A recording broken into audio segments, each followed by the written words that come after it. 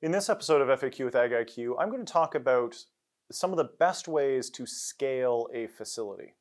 We're getting asked this question more and more these days in particular, again, because of depressed flower prices and because of a really challenging equity and investment market.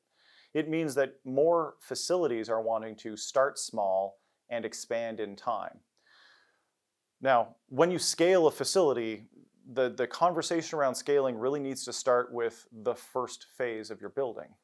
If you've maxed out the square footage on your lot, it's going to be really hard for you to scale up in the future. And so it really starts in the planning and leasing stage of your first building. Do you have room to expand? Is there adjacent property you can buy or have already bought?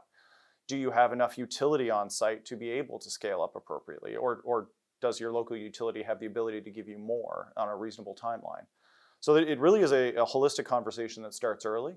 But ultimately, once you start heading down the path of phasing a building, it's relatively easy to do so long as your equipment choice up front was something that is inherently scalable.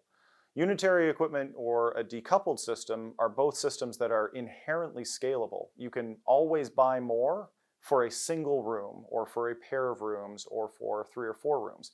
It's much more difficult to scale a central plant.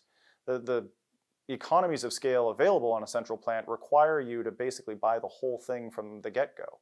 Your piping runs need to be full size in the get-go, depending on how your building's laid out. There's a variety of things there that make scaling actually quite difficult. So, from the first step of scaling a building, it's the initial plan. Do you have the building? Do you have the land? Do you have the power? Do you have labor force available to scale appropriately? If all of those things are met, then it's all about picking a contractor that can build in phases for you and picking an equipment type that scales appropriately.